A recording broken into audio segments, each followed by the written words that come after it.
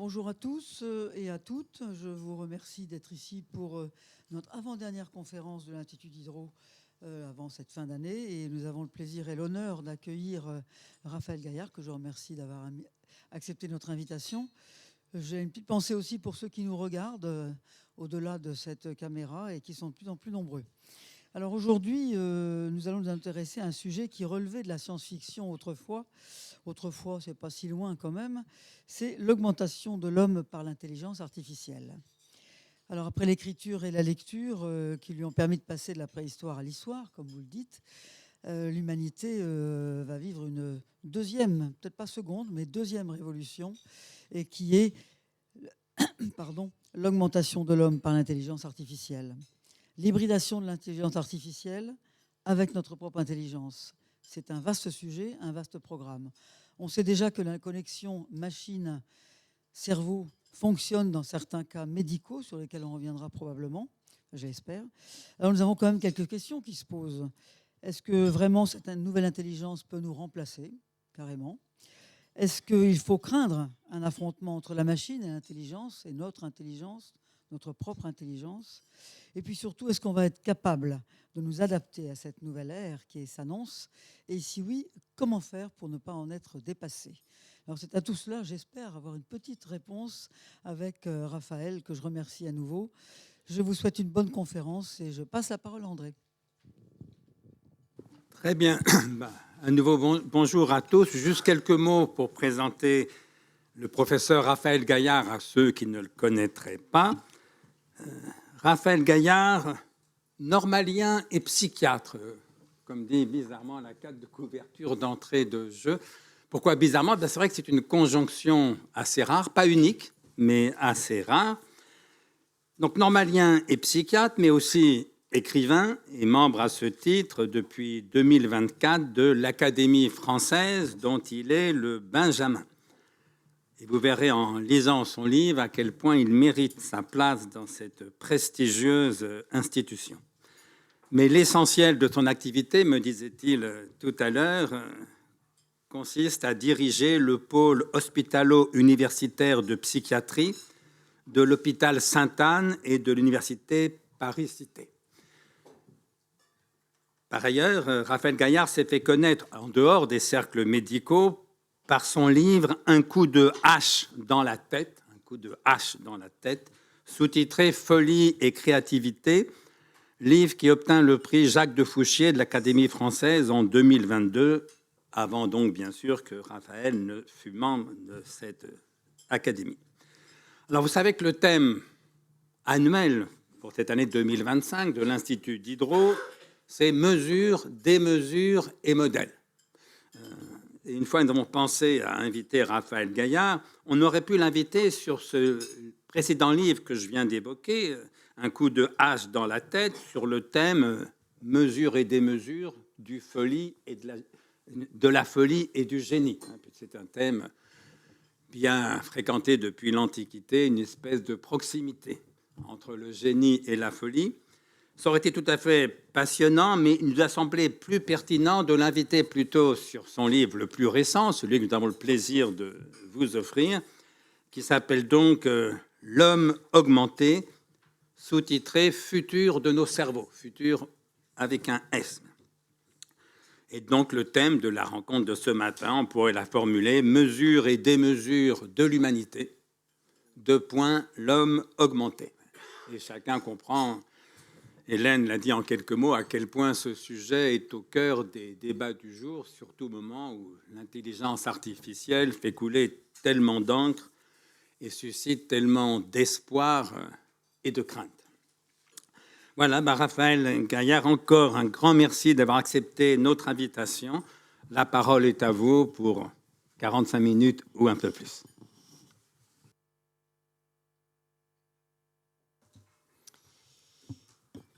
Merci beaucoup pour votre invitation. Pour l'anecdote, je suis un grand lecteur de Diderot. Et d'ailleurs, le titre du précédent livre, Un coup de hache dans la tête, est le bout d'une citation de Diderot qui disait que les grands artistes ont un petit coup de hache dans la tête. Donc je suis très heureux de parler aujourd'hui à l'Institut Diderot et de vous parler de ce sujet qui m'intéresse beaucoup, que l'on peut fréquenter de différentes façons, qui est celui de l'augmentation de l'homme. Alors peut-être pour planter le... Je vais lancer mon diaporama.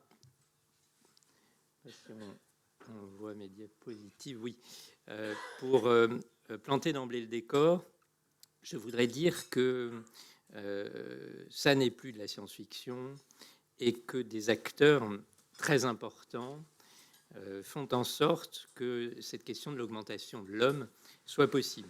Je vais citer d'emblée cet homme dont tout le monde a entendu parler, Elon Musk, qui, dans ses multiples aventures entrepreneuriales, a lancé cette start-up, qui n'est plus une start-up, je crois qu'on parle aujourd'hui de scale-up, qui s'appelle Neuralink, dont l'ambition est d'implanter dans le cerveau des êtres humains de quoi connecter ces cerveaux à des machines.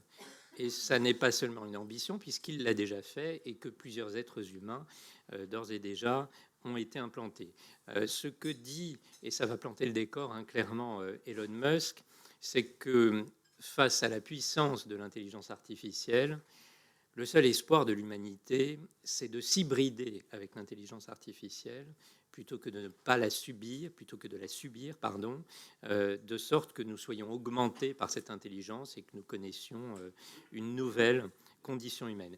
Et mon propos va être de vous montrer que ça n'est pas de la science-fiction, de vous montrer d'ailleurs à partir du soin, à quel point c'est une réalité aujourd'hui de soins, de vous montrer aussi ce que nous pouvons anticiper des effets secondaires, notamment en termes de santé mentale, de l'augmentation de l'homme selon ses modalités, et puis d'esquisser une perspective, parce que je ne voudrais pas vous déprimer, moi psychiatre, de si bon matin, une perspective qui pourrait peut-être réduire la casse, limiter les effets secondaires que j'évoquerai. Voilà la trame de mon propos. Alors peut-être je vais commencer par la question de l'augmentation et préciser que pour les médecins que je représente ici, il n'est pas simple d'établir une frontière entre la réparation et l'augmentation. C'est d'emblée une question très difficile, probablement d'ailleurs pour laquelle il n'y a pas de réponse univoque, celle de la limite entre la réparation et l'augmentation. Alors souvent, ce qu'on prend comme exemple dans mon champ, qui est celui de la psychiatrie, c'est les effets des psychostimulants. Les psychostimulants qui peuvent soigner, par exemple, le trouble attentionnel, un déficit de l'attention avec ou sans hyperactivité, et qui en même temps sont des moyens d'augmenter les capacités des uns et des autres, comme d'ailleurs le café qui se trouve à votre table ce matin. Ce qui donne lieu à toutes sortes de représentations. Là, j'ai pris 2 représentations cinématographiques, l'une avec Bradley Cooper, l'autre avec Scarlett Johansson, qui illustre complètement ce propos. Les films ne sont pas très bons d'ailleurs, mais les acteurs très bons.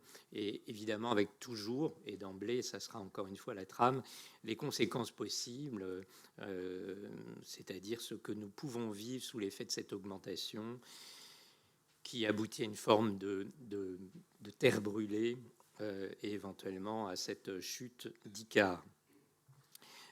Dans un registre plus commun de notre prescription, il y a la question des antidépresseurs. Moi, j'ai beaucoup aimé ce livre, qui était un livre essentiel au moment de sa parution, qui dit tout dans son titre, hein, Better Than Well, sur les effets des antidépresseurs. Antidépresseurs qui servent à soigner, comme leur nom l'indique, la dépression, mais qui ont des effets au-delà de la dépression, ce qui est caractérisé par cet article. L'illustration est plus récente, parce que l'article, lui, date un peu, hein, c'est le début des années 90, et qui est un article remarquable, très bien fait, qui montrait en fait que dans une colonie de singes, les singes que l'on traitait par un antidépresseur conventionnel, en l'occurrence la fluoxétine, le Prozac, montaient dans la hiérarchie de cette colonie lorsqu'ils étaient traités par la fluoxétine, redescendaient dans la hiérarchie lorsqu'on arrêtait ce traitement, puis remontaient dans la hiérarchie lorsqu'on réinstaurait le traitement. Et donc il y avait un effet, qui est un effet d'augmentation, non pas de l'homme mais du singe, du primate non humain, avec l'utilisation d'un antidépresseur qui a été, vous le savez, un blockbuster qui a été extrêmement prescrit à plus de 100 millions de personnes depuis son invention, celui de la fluoxétine, le Prozac.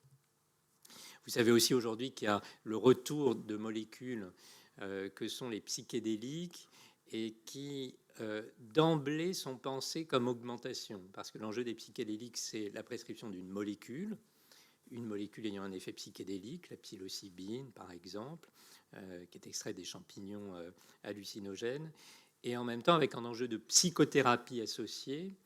Et le terme consacré aujourd'hui est celui de psychothérapie augmentée par les psychédéliques. Donc on est vraiment dans la logique de cette augmentation.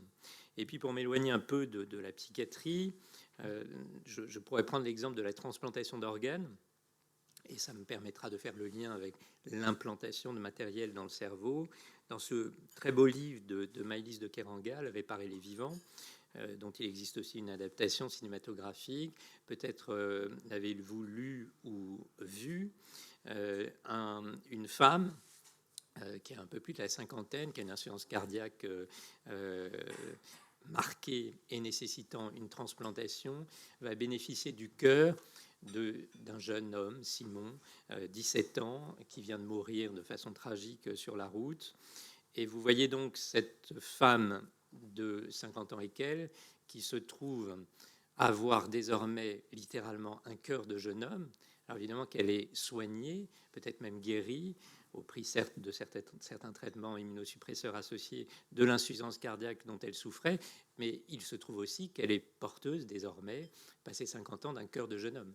Et donc vous voyez bien que la réparation devient potentiellement augmentation, et je le redis, la limite est très difficile à établir. J'en reviens donc au propos hybridation cerveau-machine, en vous ayant donc expliqué que de toute façon la limite entre le soin et l'augmentation est très difficile à établir. Alors plutôt que vous montrer des patients implantés par Neuralink, je vais vous montrer un petit singe. Et si on commence par le singe aujourd'hui, qui est This is Pager. He's a 9-year-old Est-ce que vous macaque pouvez who couper had le a son Neuralink parce que moi j'ai implanted plus in la his main. brain. C'est mieux que je commente. Donc vous voyez ce petit singe qui joue un jeu auquel même les plus réfractaires d'entre vous auront peut-être joué un jour, qui s'appelle Pong. Vous savez, ça consiste à renvoyer une balle qui essentiellement sert à casser un mur de briques. Et donc ce petit singe s'entraîne. Il a un joystick pour ça. Ce qu'il a dans la bouche, c'est du jus d'orange, comme vous sur votre table, sinon il ne travaille pas, comme nous. Et donc, ce qu'il fait dans un premier temps, c'est amener la balle sur une raquette qui est représentée par ce carré orange. Il le fait assez bien, vous voyez, de temps en temps un peu distrait, il a raté, mais il s'y remet. Et la particularité, c'est que ce petit singe a dans le cerveau un implant qui est équipé de milliers d'électrodes. Donc vous voyez le tracé, là, ces milliers de lignes, c'est le crépitement des neurones correspondant à ces milliers d'électrodes. Et le rôle des ingénieurs, c'est d'essayer, à partir de ce signal cérébral, à partir de cet implant, de prédire le mouvement que souhaite faire le petit singe. Et ça, c'est tout à fait possible de le faire, c'est-à-dire que vous allez faire correspondre un signal cérébral à la réalité d'une commande motrice. C'est tellement possible de le faire que vous voyez que notre petit singe là progresse. Peut-être que les plus observateurs d'entre vous, malgré le réveil précoce que vous aura imposé cette conférence, auront constaté que le joystick ici est débranché. Donc ce n'est déjà plus sa patte qui commande, mais ce que nous décodons de son cerveau. Donc nous sommes déjà passés à l'extraction du signal dans le cerveau en nous passant de la commande motrice. Et puis si on continue un peu, on voit ce petit singe qui joue avec une grande aisance en commandant ses deux raquettes, des deux côtés, par la pensée. Alors, on est comme à Roland-Garros, et on peut le voir comme ça jouer pendant des heures sans aucune difficulté. Ça veut dire que nous sommes capables d'extraire le signal correspondant à la commande motrice, permettant donc de commander directement ces raquettes virtuelles sur cet écran. Alors, c'est un petit singe. Ça ne sert pas à grand-chose, si ce n'est préparer le fait de profiter, bénéficier de cette technologie pour restaurer la commande motrice chez un individu un être humain qui en serait privé. De fait, ça, on sait le faire. Et d'ailleurs, nous n'avons pas attendu Elon Musk pour le faire, puisque les premières publications datent aujourd'hui de restauration d'une capacité, d'une commande motrice chez un patient souffrant de tétraplégie, c'est-à-dire de perte de la commande motrice de ses 4 membres. Alors, je vais me balader un peu dans la vidéo pour que vous puissiez voir ce qu'il en est. Excusez-moi, voilà le dispositif. Vous voyez une femme qui apprend à commander ce bras mécanique. Alors elle s'entraîne d'abord pour faire tomber les unes après les autres ces petites balles. Et donc vous voyez que par la pensée, c'est exactement le même procédé. Elle apprend à commander. Vous voyez toute la complexité de l'ensemble des articulations de ce bras mécanique. Elle apprend à faire tomber toutes ces petites balles. Ça, c'est le neurologue qui est très content. Et au bout d'un moment, vous allez voir le test, qui est un test classique aux États-Unis, dit test du Coca-Cola. C'est-à-dire, est-ce qu'elle est capable d'apporter une canette à sa bouche, ce qu'elle fait très bien. Vous voyez qu'elle arrive très bien à commander ce bras mécanique, lui permettant donc d'agir sur l'environnement, elle qui a perdu l'usage de ses bras et de ses jambes du fait de cette tétraplégie. Donc vous voyez l'intérêt évidemment pour cette patiente qui est entravée dans son rapport au monde et même son être au monde par le fait qu'elle n'a plus de commande motrice. On peut aller un peu plus loin, puisqu'on peut même se permettre de faire écrire quelqu'un par la pensée. Là, vous allez voir un autre patient, toujours avant les travaux de Neuralink. Donc voilà typiquement le dispositif. Ces milliers d'électrodes qui sont implantés dans le cerveau, dans le cortex, qui sont plantés dans le cortex, qui permettent d'enregistrer l'activité et qui vont nous permettre de décoder cette activité correspondant à une commande. Et là, ce qui est particulier, c'est que cet homme écrit. Ces lettres que vous voyez n'existent pas, ce sont les lettres qu'il trace en pensée. Il les trace en pensée et ça va lui permettre, vous le voyez écrire en temps réel. Alors, il écrit probablement un peu plus lentement que vous sur votre téléphone dit intelligent, mais il va quand même assez vite en temps réel. Voilà ce qu'il écrit. Et puis, au passage, vous aurez constaté que c'est une étude américaine puisqu'il écrit « Ask not what your country can do for you ». Nous sommes bien aux États-Unis. Donc, vous voyez comment nous pouvons décoder l'activité du cerveau, pas seulement pour commander un bras mécanique, mais pour même écrire. Et vous voyez l'intérêt qu'il y a chez une personne qui a perdu l'usage de ses membres, et même au-delà d'ailleurs, une personne qui pourrait avoir même perdu l'usage de la parole, une personne qui pourrait même avoir perdu l'usage du clignement des yeux. Il existe des syndromes, dits syndrome du scaphandre, qui aboutissent à une sorte d'enfermement interne que nous pouvons la résoudre par cette interface cerveau-machine permettant de faire communiquer le cerveau avec une machine. Donc ça, nous savons le faire et nous savions le faire avant Elon Musk. La différence, c'est qu'Elon Musk, Neuralink, c'est 400 millions et donc ça va plus vite que des équipes universitaires nord-américaines ou européennes, puisque des travaux similaires existent en Europe. D'ailleurs, en Europe, il faut préciser, et en France même plus précisément, que nous avons inventé cette méthode consistant à mettre du matériel dans le cerveau des individus. C'est l'invention de cet homme, Halim Benhabib, qui est un neurochirurgien grenoblois, qui a inventé cette technique pour soigner la maladie de Parkinson. Donc vous voyez ici les électrodes dans une radiographie standard qui descendent dans le cerveau. Vous les voyez ici sur un scanner. Vous voyez qu'il y a des petits plots au bout.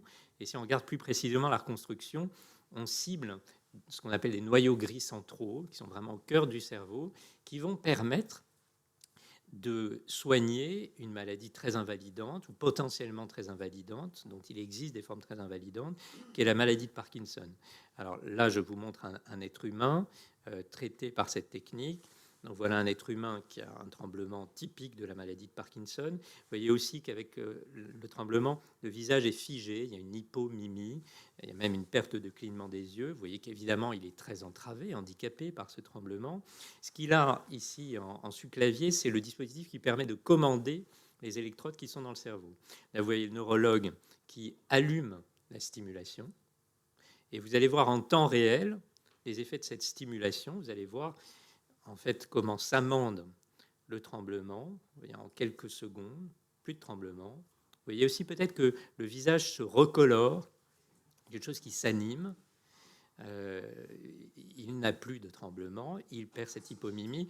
Là, c'est vraiment la motricité fine, c'est typiquement ce qui est entravé par la dénervation dopaminergique dans la maladie de Parkinson. Il est heureux, nous sommes heureux. Ça n'est plus de la recherche. Ce que je vous ai montré juste à présent, c'était encore du domaine de la recherche. Ça, c'est du domaine du soin courant. C'est important, hein. Ça veut dire qu'on considère que 150 000, pas loin d'ailleurs maintenant 200 000 patients ont été soignés dans le monde avec cette technique. Donc ça n'est plus de la recherche, c'est une technique de soins courants dans la maladie de Parkinson et que nous développons dans d'autres maladies affectant le cerveau. Alors l'avantage de la neurologie, c'est qu'on voit les choses. Donc je vous ai montré de la neurologie. Mais en fait, on fait la même chose en psychiatrie. Et je ne peux pas vous le montrer parce que ça serait beaucoup plus long, parce qu'il faudrait que je vous montre le comportement complexe d'une patiente. Il faudrait qu'elle vous raconte ce qui s'est passé. Mais si vous voulez regarder, vous pouvez trouver ça. C'est une émission de M6 qui portait notamment sur cette patiente, qui est une patiente qui a un trouble obsessionnel compulsif extrêmement invalidant et qui a bénéficié de ce type d'implantation, ayant complètement changé sa vie. Donc vous pourrez voir, mais ça prendra 20 minutes que je n'ai pas aujourd'hui, donc j'ai préféré vous montrer en quelques secondes l'effet sur la motricité, les effets que peuvent avoir ce type de technologie sur des pathologies beaucoup plus complexes que le contrôle moteur, que sont par exemple le trouble obsessionnel compulsif ou la dépression.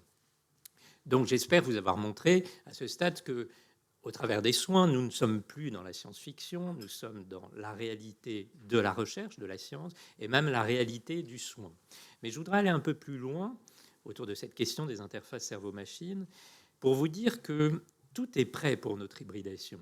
Notre cerveau, celui de cette jeune fille à la perle, il est en fait tout à fait similaire à celui qui constitue l'intelligence artificielle, en ceci que dans les deux cas, il s'agit de réseaux de neurones et que même la construction de l'intelligence artificielle, dès ses premiers temps dans les années 50, 1950, visait à ce type d'approche dite connexionniste, de réseau de neurones. Simplement, nous n'avions pas la puissance de calcul, donc nous avons connu plusieurs hivers de l'intelligence artificielle, mais l'idée était déjà la même, s'inspirer de nos réseaux de neurones, avec les mêmes modalités d'apprentissage, pour construire une intelligence artificielle. On en reparlera peut-être dans la discussion.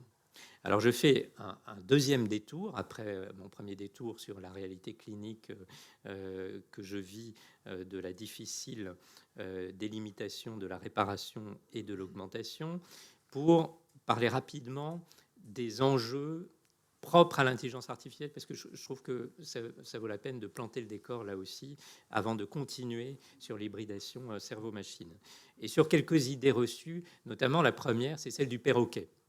L'IA ne ferait que répéter des choses, elle régurgite des choses qu'elle a pu apprendre.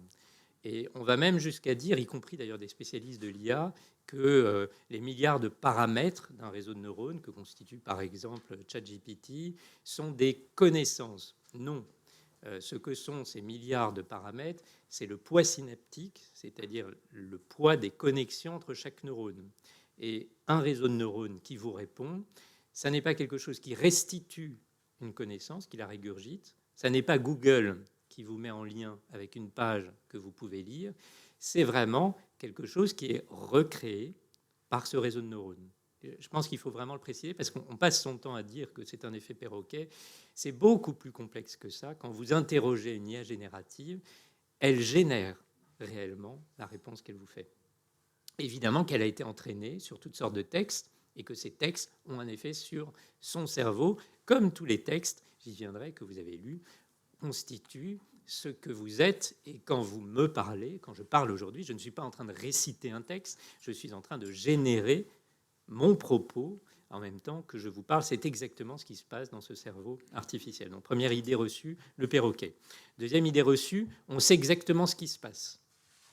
Alors là aussi, il faut le souligner, la particularité, la réalité du phénomène, ce qui est de fascinant d'ailleurs avec les IA génératives, c'est qu'en fait, on ne sait pas. On ne sait pas. On programme des choses très simples, de l'apprentissage dans un réseau de neurones, et émergent des compétences. Alors, je peux donner comme exemple les compétences de calcul. Aujourd'hui, si vous interrogez ChatGPT, il y a en fait un module connecté du Python qui vous fait du calcul, du très bon calcul, comme s'il y avait une calculatrice implémentée. C'est la réalité d'ailleurs. Mais en fait, sans même la calculatrice, alors que GPT-3 était très mauvais dans le calcul simple, eh bien, les versions suivantes sont devenues très bonnes. Et vous voyez sur un paramètre très simple, que sont l'addition de nombres à 3 chiffres, eh bien, à partir d'un certain niveau de complexité, à partir de 10 puissance 10 paramètres, vous voyez apparaître une compétence numérique. Et on ne sait pas pourquoi. On ne sait pas pourquoi, il faut le souligner, c'est quelque chose qui, par l'apprentissage, évolue pour son propre compte et chez lequel émergent des compétences. Ici, c'est la compétence assez triviale de l'addition de nombres à 3 chiffres. Troisième idée reçue, il n'y a aucune créativité. Et ça donne ce type de titre avec lequel, évidemment, je suis en profond désaccord. Alors, il n'y a aucune créativité en disant ça ne fait que, c'est pas loin du perroquet, en fait, régurgiter des choses déjà identifiées. Mais ce n'est pas du tout vrai parce que, je peux vous le dire comme chercheur, la réalité de la créativité d'un chercheur, le plus souvent, vient de la capacité à connecter des champs de connaissances différents. Ils fonctionnent tous en silo. On a tous des connaissances d'un champ donné. Si vous êtes capable d'établir un pont entre ces différents champs de connaissances, c'est là que vous allez inventer réellement des choses. Et ben, c'est exactement ce qu'une IA générative sait faire, puisque, au fond, elle est experte de chaque champ. Et donc, elle va être capable, par association, de générer des idées qui sont à proprement parler créatives, c'est-à-dire qui n'existaient pas jusque-là, par l'association entre des champs de connaissances différents. Aujourd'hui, par exemple, ont été découvertes des stratégies thérapeutiques dans certaines pathologies ultra-résistantes par des IA génératives, par cette faculté de mettre en connexion des champs qui étaient très différents. C'est-à-dire, le neurologue ne savait rien des progrès de l'hématologue, mais ChatGPT, lui ou une autre, avait accès à l'ensemble de ces connaissances et était capable de générer une association entre les deux qui est pertinente pour un patient. Ça existe déjà aujourd'hui, donc c'est faux de dire que ça n'est pas créatif. Dernière idée reçue, celle du grand remplacement. Alors, elle n'est pas tout à fait fausse. Bien sûr qu'il y a un enjeu de remplacement. Là, j'ai pris juste un exemple qui est assez frappant, c'est l'effectif des développeurs de logiciels, les codeurs en fait, selon la tranche d'âge. Et ce qu'on voit, c'est dans le contexte de l'émergence des IA génératives, dans ces eaux-là, autour de 2022, vous voyez les courbes d'emploi des jeunes codeurs qui diminuent. On a beaucoup dit il faut coder, il faut savoir coder, etc. En fait, une IA générative code très bien, et donc du codage simple, on n'en a pas besoin. On a besoin d'architectes de la connaissance, mais on n'a plus besoin de codeurs. Donc évidemment qu'il y a des conséquences sur l'emploi, évidemment qu'il y aura des conséquences massives sur l'emploi. Mais dans le même temps, je pense qu'il n'est pas juste de penser en termes de compétition, parce que, et j'y reviendrai, l'enjeu principal de notre rapport à toute innovation, et c'est valable depuis l'invention du feu ou avant, c'est que nous utilisons la technologie que nous inventons et nous nous transformons à mesure que nous l'utilisons. Donc l'enjeu, c'est en fait un enjeu d'hybridation. Alors je vais prendre un exemple littéraire qui m'a beaucoup amusé pour parler de cette hybridation cerveau-machine dans le rapport, cette fois, non pas par interface cerveau-machine, de communication directe du cerveau avec une machine, mais l'utilisation que nous pouvons avoir, vous et moi, sans être implantés, avec une IA générative. Cet exemple, c'est celui de l'écriture de cette nouvelle, et je vous invite à les lire, puisqu'il y en a 2, qui faisaient l'objet d'une compétition entre un remarquable écrivain, un de nos prix Goncourt, Hervé Le Tellier, l'auteur de l'Anomalie notamment, et ChatGPT. L'enjeu était d'écrire une nouvelle avec des conditions très précises. Alors, comme il n'est pas très bon joueur, il dit que l'IA générative a fait un peu plus long que ce qui était demandé dans la commande pour l'écriture de cette IA. Mais ceci dit, lui-même reconnaît la réalité. Je vous invite à lire vraiment ces 2 nouvelles. Sa nouvelle est très bonne, mais la nouvelle écrite par des IA est meilleure. Vous le trouverez sur Internet. Elle est vraiment très belle. Elle est vraiment très belle. Elle est plus belle, il le reconnaît volontiers, en protestant un peu à la marge, elle est plus belle que la sienne. Alors, on se dit, on peut donc écrire mieux qu'un prix Goncourt. Oui, mais il faut voir comment cette nouvelle a été écrite. Elle a été en fait écrite sous la commande d'un garçon qui connaît bien l'IA, qui est Benoît Raphaël, qui a utilisé 2 IA, et non pas une seule, Grok, c'est celle d'Elon Musk, puis Claude, qui est probablement d'ailleurs à mes yeux celle qui a le plus de qualité littéraire. Mais ce qui est important, c'est ce qu'on appelle le prompt. Et je ne vais pas le lire entièrement, mais je l'esquisse simplement. Écrit un texte de 3000 signes avec le style suivant. Structure, quotidien bancal, plus portail vers le surréel, plus détails méticuleux, rythme, phrase mesurée, plus digression de jazz, plus silence contemplatif, point de vue, troisième personne détachée, plus observateur perméable, motif normal, étrange parallèle, retour altéré, tonalité, etc. Donc, ce que vous voyez là, c'est une commande d'une remarquable qualité qui permet l'écriture d'une remarquable nouvelle. Donc, ce que vous voyez là, en fait, c'est la réalité d'une hybridation. C'est pas écris-moi une nouvelle de 3000 signes. C'est pas ça. En fait, l'enjeu, et là aussi, j'aurais pu l'ajouter dans les idées reçues, c'est pas vraiment une idée reçue, c'est une pratique reçue, cette utilisation de ChatGPT en posant une question simple, comme on interrogerait Google, est pas du tout intéressante. Ce qui est intéressant, c'est le dialogue, c'est les échanges, les relances itératives qui aboutissent à cette commande, qui aboutit à une nouvelle plus belle que celle de Hervé Letellier. Alors j'espère à ce stade vous avoir convaincu du fait que nous ne sommes plus dans la science-fiction et que pour ce qui est de notre rapport à l'IA, mais pas seulement, les neurotechnologies aussi, ce sur quoi nous travaillons, les interfaces cerveau-machine, c'est une réalité aujourd'hui et plus encore demain. Et à partir de cela, j'aimerais vous parler des conséquences de cette augmentation par hybridation cerveau-machine. J'aimerais vous parler en fait de cette nouvelle condition humaine, on pourrait appeler ça un silicone syndrome, qui fait de nous des êtres hybridés avec ces nouvelles technologies faites de silicium. Et pour vous dire que ça ne va pas si bien se passer. Il y aura des effets secondaires. Moi, je suis en médecin quelqu'un de très pragmatique.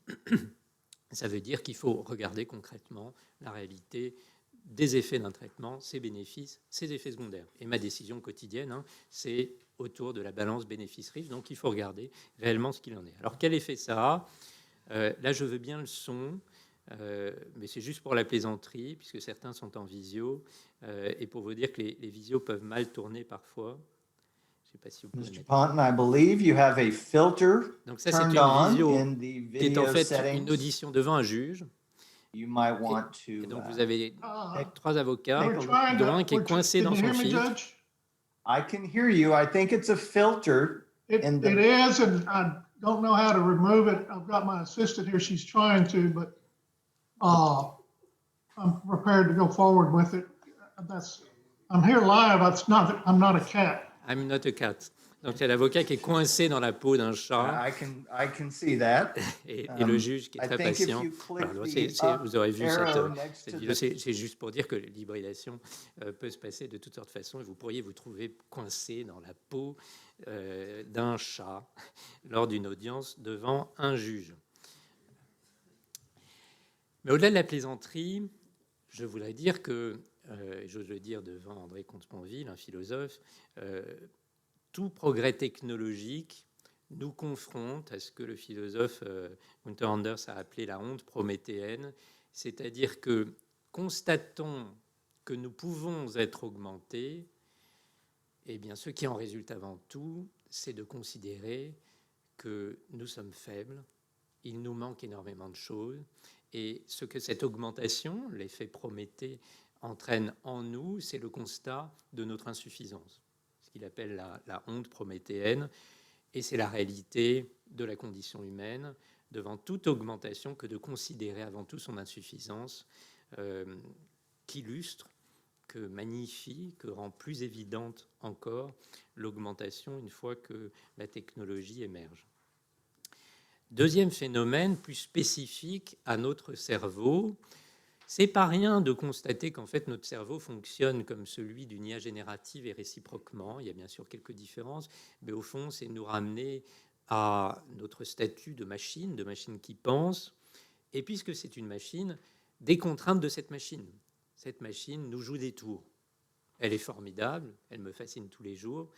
J'espère vous aussi, celle du fonctionnement de votre cerveau et celui de vos congénères. Mais quand même, ce cerveau vous joue des tours. Prenons juste des illusions visuelles, mais j'aurais pu parler de biais cognitifs, des choses plus élaborées. Vous voyez qu'ici apparaissent des choses, le mouvement qui n'existe pas, parce que votre cerveau vous joue des tours. Nous sommes des machines. Et cette machinerie, elle a des conséquences. Elle peut générer, par exemple, ce type d'illusion. Deuxième phénomène fondamental. Troisième phénomène, autant ce que je vous ai montré ne relève pas de la science-fiction, autant persiste une idée de la science-fiction selon laquelle nous pouvons augmenter globalement l'homme. Et l'idée, c'est que si je mets un implant dans le cerveau, j'accède à l'ensemble du cerveau. Or, ce n'est pas du tout le cas. Parce que ce cerveau, c'est un organe d'1,4 kg qui compte 85 milliards de neurones, chacun établit 1000, 10 000 connexions. Et si vous mettez un implant ici, il ne mesure pas ce qui se passe là. C'est-à-dire, entre les deux, il y a des milliards de neurones qui crépitent en faisant des choses différentes. Donc, quand je mets un implant quelque part, je peux réparer une fonction liée à l'endroit où j'implante. Je peux augmenter une fonction, peut-être quelques fonctions, ou une fonction qui a un effet générique, mais en fait, je n'accède pas à l'ensemble du cerveau.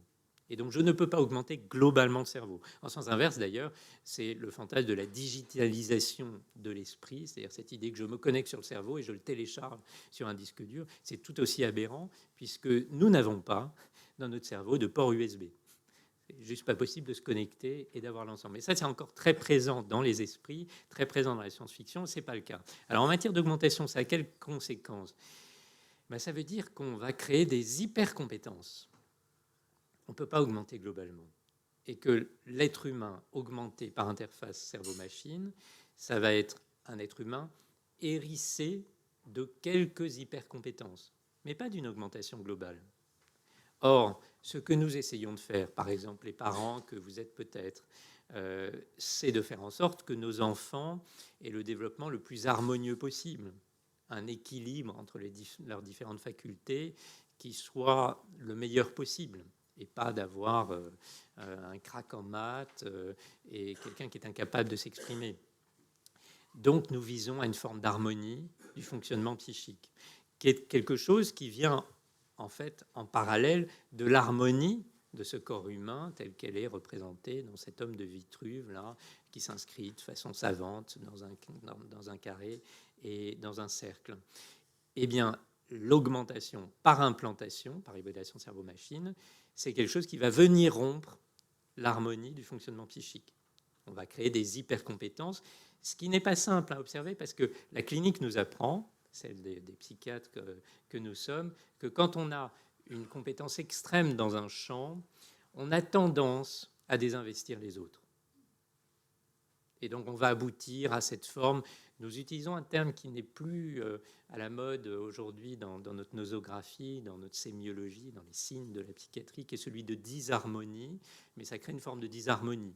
J'ai l'habitude de dire, vous avez rappelé que j'étais normalien, que j'ai probablement commencé à faire de la psychiatrie quand je suis rentré à Normal Sup, où personne n'est normal, parce que justement, j'ai rencontré des êtres absolument fascinants, mais pour lesquels il était vrai que telle personne, sachant tant de choses de littérature classique ou ayant un cerveau aussi élégant, même plus que puissant en matière mathématique, dans le même temps était incapable de courir dans le couloir. C'est-à-dire qu'il y avait cette forme de disharmonie, et d'ailleurs j'ai eu un grand plaisir à la fréquenter. Donc, conséquence de cette hybridation cerveau-machine, rupture de l'harmonie de l'homme, rupture de son fonctionnement psychique. Mais plus fondamentalement, qu'est-ce qu'il en est de notre cerveau ?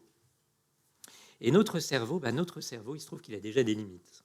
Tout à l'heure, je vous ai montré ce petit primate non humain Eh bien, si nous regardons comment est codée l'information chez ce primate non humain, entre deux régions cérébrales très importantes, les amygdales, région émotionnelle et le cortex, on constate que le codage, c'est évidemment un résumé de cette très belle publication dans, à mes yeux, la plus prestigieuse revue qui s'appelle Cell, c'est que le codage est assez robuste. Vous voyez ici, hein, il y a une forme de périodicité du signal. Et cette périodicité, elle est essentielle parce que si vous supprimez un train de spike, c'est des charges, des neurones, eh bien, c'est pas grave, il revient juste après. Il y a notamment ce qu'on appelle des phénomènes de redondance. La redondance fait que s'il y a un problème dans la communication, de toute façon, elle est assurée. Si vous regardez le même codage chez le primate humain, vous et moi, l'homme, vous constatez que le signal a l'air d'être désorganisé. En fait, qu'est-ce qui se passe? Il a gagné en complexité, il a gagné en informativité, et de fait, nous transportons des informations plus complexes que celles du petit singe que je vous ai montré tout à l'heure, mais il a perdu des mécanismes de protection, dont la redondance. Alors, je vais dire autrement, au cours de l'évolution, pour rendre cet organe aussi puissant, qui nous consacre dans le statut qui est le nôtre, celui de Sapiens, nous avons renoncé à des mécanismes rendant le codage de l'information plus robuste dans le cerveau. Et si je fais sauter un spike ici, je change complètement le code. Il ne dit plus du tout la même chose. Mon cerveau se met à voir des choses qui n'existent pas, entendre des choses qui n'existent pas, une hallucination. Quelque chose dysfonctionne profondément parce que j'ai perdu la robustesse. J'ai choisi au cours de l'évolution la puissance, l'informativité, en renonçant à la robustesse. Et ça, comment ça se manifeste? Ça se manifeste par la réalité des troubles mentaux, dont on n'arrive pas à bien comprendre. Je vais y revenir, pourquoi ils sont si fréquents. Mais en fait, c'est le prix à payer de la puissance de notre cerveau. Notre cerveau qui, dans l'évolution que nous avons connue, en est à un point où, pour le dire de façon triviale, il ne se supporte plus. Et la réalité, celle du médecin que je suis, le pôle que je dirige reçoit jusqu'à 12 000 patients par an. C'est en fait une goutte d'eau dans l'océan des troubles mentaux. Je prends quelques maladies. La schizophrénie, c'est 1% de la population générale, le trouble bipolaire 2%, la dépression, 1 personne sur 5 au cours de sa vie. On ne comprend pas pourquoi c'est aussi fréquent. On le comprend mieux quand on considère que c'est le prix à payer de la puissance de notre cerveau. À ce niveau de complexité, il y a des bugs. Alors, qu'est-ce qui se passe si j'augmente l'homme? C'est-à-dire si je l'augmente, non pas par sa force musculaire, mais par la puissance de ce cerveau.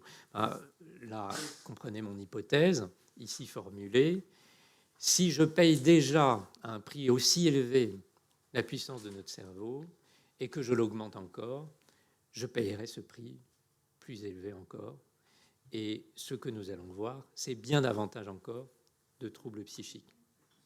Et je m'attends donc à la réalité de troubles psychiques. Alors, aussitôt que je formule une hypothèse, vous avez suivi mon raisonnement, hein, il faut que j'essaie de voir si je peux la conforter. C'est très difficile parce qu'il faudrait que je puisse observer l'évolution de la fréquence des troubles mentaux au travers des siècles, ce qu'on ne peut pas faire. On n'a pas cette épidémiologie. Mais quand même, on a ce qu'on appellera aujourd'hui des signaux faibles qui sont le fait que certains troubles augmentent.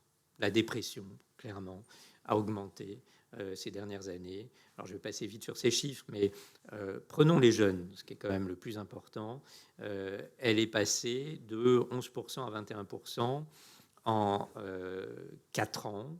Alors certes, on a connu une crise terrible à ce moment qui était la crise Covid, mais l'augmentation avait réellement commencé bien avant. Vous savez que les étudiants sont en grande souffrance, au moins un tiers d'entre eux, et nous ne comprenons pas cette fragilité massive aujourd'hui de nos jeunes. Je prends juste 2 études, celle de Prism à Bordeaux ou l'étude Mentalo plus récente, toute récente, qui dit le constat que je viens de faire, un tiers en fait des 11-24 ans souffrent d'anxiété ou de dépression modérée à sévère et 40% se plaignent de solitude. Je pourrais d'ailleurs remonter dans le temps. On voit aussi une population qui pour nous était une population épargnée, celle des préadolescents. Préadolescents 8-12 ans. Normalement, si vous êtes parent, vous savez que c'est un âge agréable, facile. C'est après la dépendance de la petite enfance et avant les tourments de l'adolescence. Donc 8-12 ans, c'est un âge où un enfant est modérément obsessionnel, s'intéresse à se situer dans le monde, l'histoire, la préhistoire, la géographie. C'est ça ce qui l'occupe. Et il vous laisse tranquille. Aujourd'hui, nous voyons arriver ces préadolescents suicidaires dans nos services d'urgence, ce qui est donc une rupture de ce que d'ailleurs les psychanalystes appelaient la période de latence, pour dire qu'il ne se passait rien. Il se passe quelque chose justement, parce que cette population est fragilisée. Moi, je fais partie de ceux, on pourra en discuter tout à l'heure, qui considèrent que même si le niveau de preuve n'est pas parfait, même s'il souffre de défauts, nous pouvons déjà considérer que notre rapport aux objets connectés a un rôle dans l'augmentation de ces troubles mentaux. Et la même étude Mentalo montre que 25% des jeunes passent plus de 5 heures par jour sur les écrans. Elle corrèle très bien la fréquentation des écrans et la souffrance psychique. En fait, moi, je vous ai parlé d'hybridation forte par des interfaces cerveau-machine, mais en fait, notre hybridation faible existe déjà, celle qui fait que vous aurez tous pensé, le temps que je parle, un peu trop longtemps, à vos téléphones dits intelligents. Alors, face à ça, quelle attitude ? Donc, nous allons devant une augmentation des troubles psychiques. Vous avez deux types de livres, ceux qui sont des contempteurs et qui vous décrivent la catastrophe à venir, la siliconisation du monde. Feu, le grand Daniel Cohen avait écrit ce très beau livre Homo numericus. Et puis vous avez les zélotes, qui ne sont pas tout à fait honnêtes d'ailleurs, Michel Serres avec Petite Poussette ou Steven Pinker avec Le Triomphe des Lumières, dans une sorte d'opposition. Moi, je pense qu'il faut être pragmatique. Alors, la première chose, c'est que le médecin que je suis veut que ces technologies servent avant tout à soigner. C'est la réalité de mon exercice. Voilà mon hôpital, Sainte-Anne, le cerveau qui m'intéresse. Il faut faire intervenir d'autres acteurs. Ici, ce monsieur, à un moment, il annonçait autre chose qu'une dissolution. Et ce qu'il annonçait, c'était la création dans l'hôpital où j'officie, dans le pôle dont je suis responsable, d'un institut de neuromodulation avec un financement conséquent d'une 20aine de millions pour développer ces technologies, ces interfaces cerveau-machine, pour soigner les troubles psychiques. Donc, commençons par utiliser ces technologies pour soigner plutôt que pour augmenter. Mais je ne me fais pas d'illusions. Je ne me fais pas d'illusions. Je sais qu'elles seront utilisées pour augmenter, et probablement d'ailleurs qu'elles seront plus rapidement utilisées pour augmenter que pour soigner. Je passe sur cette diapositive. Au-delà de cette priorité aux soins, qu'est-ce qui nous permet de réfléchir ? Alors, si vous me laissez encore 5 minutes, je voudrais faire référence à cette étude qui, moi, m'avait beaucoup frappé, qui a été extrêmement commentée dans une autre grande revue, il y a une quinzaine d'années, Science, montrant que des étudiants d'Harvard semblaient subir un effet du numérique. Qu'est-ce qui se passait en fait ? On leur faisait répondre à des questions assez complexes de type trivial poursuite. Je ne joue plus tellement trivial poursuite, mais vous voyez le type de questions. Ils répondaient sur un ordinateur, dans l'amphithéâtre. On leur donnait la correction. Parfois, c'est des questions subtiles. Et ensuite, on randomisait, donc on décidait au hasard d'annoncer sur l'ordinateur à la moitié d'entre eux, le fichier sur lequel vous avez inscrit vos réponses est supprimé. Les autres, donc, il est conservé. Puis là, on leur fait faire d'autres choses, plein d'autres tests, du calcul mental, etc., pendant 2-3 heures. Et enfin, on leur repose les questions du trivial poursuite. Ils n'ouvrent pas le fichier, ceux qui ont encore ce fichier, sur lequel se trouvent ces réponses. Mais ce que nous observons, c'est que ceux pour lesquels nous n'avons pas annoncé la suppression du fichier ont de moins bonnes réponses aux mêmes questions une fois qu'on leur pose. Je vais le dire autrement. Ceux qui savent que le fichier est quelque part dans leur ordinateur ont enclenché une forme de destruction, de dégradation de leur souvenir de la bonne réponse.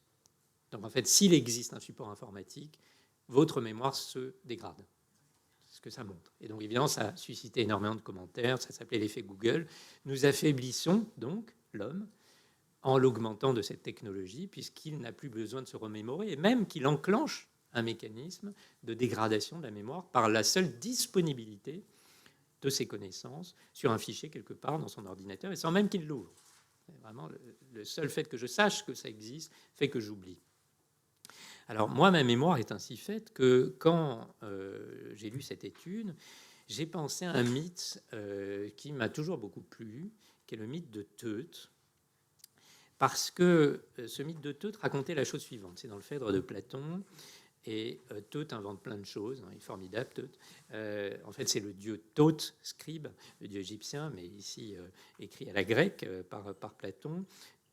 Teut invente l'écriture et il est ravi de son invention. Il vient se vanter, comme beaucoup de scientifiques, auprès du roi, en l'occurrence le pharaon Tammuz, et il vient lui dire, presque mot pour mot, hein, mon invention, l'écriture, augmentera chaque homme de la mémoire de tous les autres. Et je trouve que c'est juste, hein, c'est-à-dire que vous avez accès à ce qui est déposé par les autres dans un texte et qui vous augmente de leur mémoire. Mais Tammuz n'est peut-être pas pharaon pour rien, parce qu'il lui dit « Détrompe-toi, ton invention ne fera qu'affaiblir les hommes, puisqu'ils n'auront plus besoin de se souvenir. »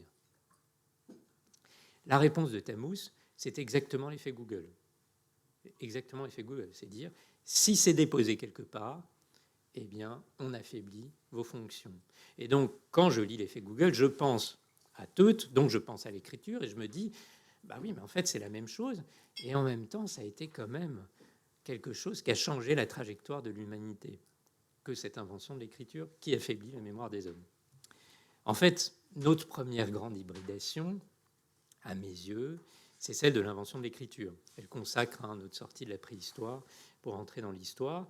Et le mécanisme n'est pas si différent, c'est-à-dire qu'il y a une forme d'externalisation du savoir. On dépose son savoir hors de soi et on se le réapproprie, on le réincorpore. C'est un mécanisme qui est un mécanisme d'hybridation. La lecture, c'est quelque chose de fascinant, hein, la façon dont on intègre, on incorpore les choses, au point d'ailleurs qu'on peut attraper des maladies. Hein. Don Quichotte, à force de romans de chevalerie, se met à guerroyer contre des moulins à vent, et Emma Bovary s'empoisonne. Moi, j'aime beaucoup l'expression de Daniel Pénac, des maladies textuellement transmissibles. On attrape des trucs en lisant. Donc, c'est pas anodin. Et c'est le même processus. Finalement, le livre, c'est le premier disque dur externe. C'est le même processus d'externalisation et de réincorporation. Et il y a des effets secondaires, mais dans l'ensemble, ça a été une réussite. Donc, nous avons connu une grande hybridation. Le mécanisme est similaire et ça a été une réussite. Nous devrions nous en inspirer. Alors, au passage, rappelons que le triomphe de l'IA vient aussi de la lecture.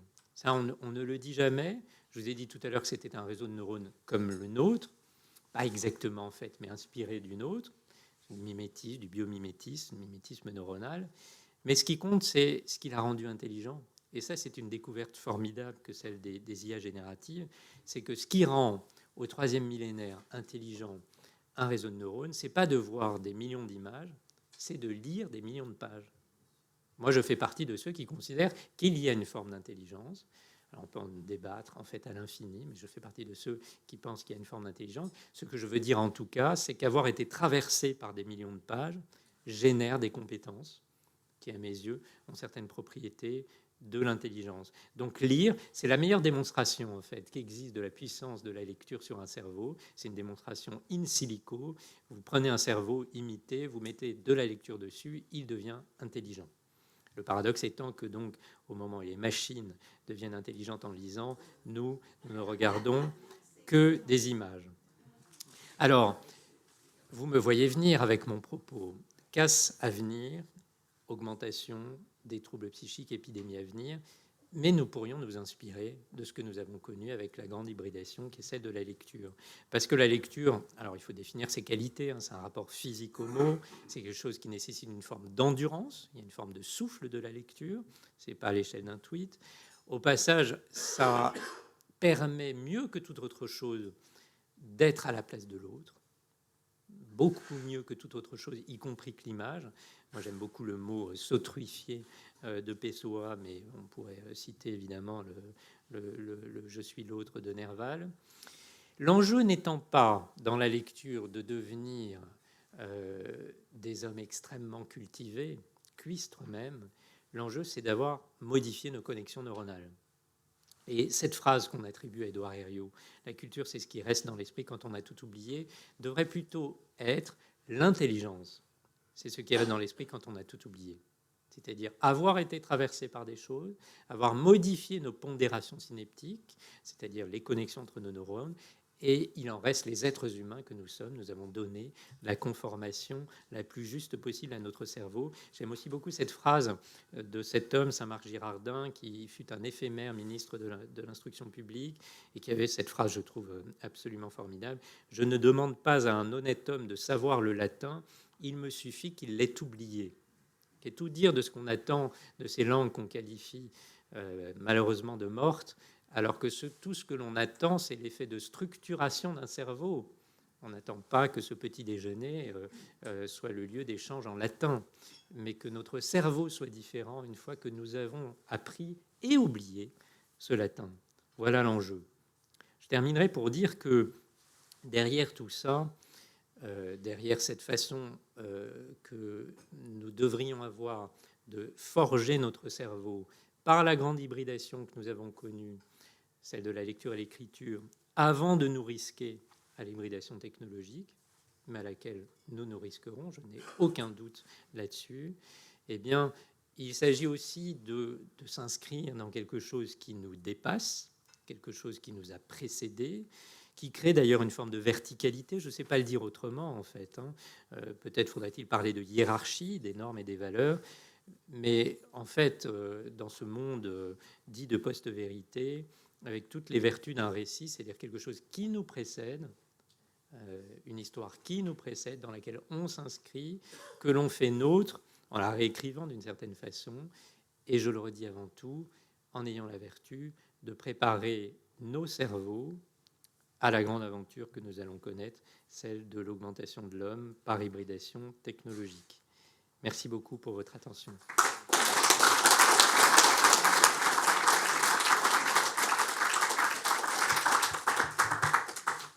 Bien, c'est nous qui vous remercions pour ce très brillant exposé, à la fois passionnant, fascinant, déstabilisant parfois, stimulant souvent. Donc, nous entrons dans la deuxième période de notre matinée, donc qui est consacrée aux questions-réponses. Je rappelle la règle, nos débats sont disponibles en direct sur Internet. Donc, il convient que chacun d'entre nous, avant de prendre la parole, commence par se présenter, son nom, éventuellement sa fonction. La parole est à la première ou au premier qui la demande.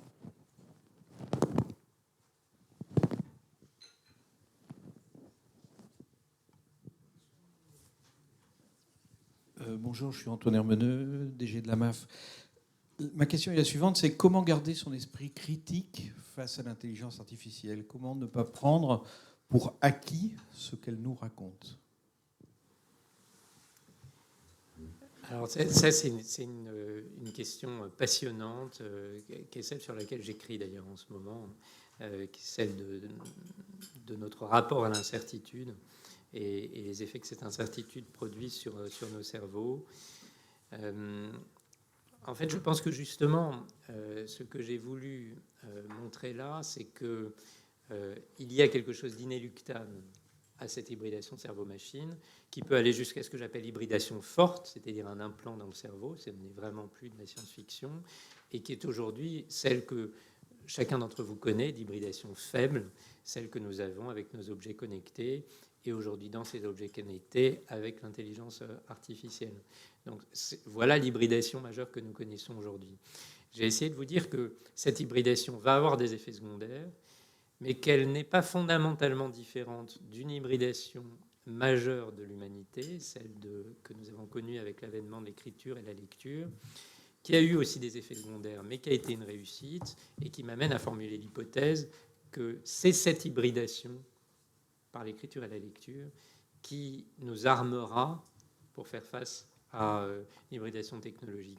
Et donc, la réponse à votre question et dans mon propos, c'est que je pense que seule l'éducation du rapport au texte, celui que nous avons connu avec cette hybridation par la lecture, est à même de générer chez nous un rapport à cette technologie qui ne soit pas celui de la crédulité immédiate, mais plutôt celui d'un rapport interrogatif, d'un rapport d'intelligence partagée, d'un rapport vraiment qui va jusqu'au prompt de Benoît Raphaël pour écrire cette très belle nouvelle, qui est un rapport intelligent à une intelligence.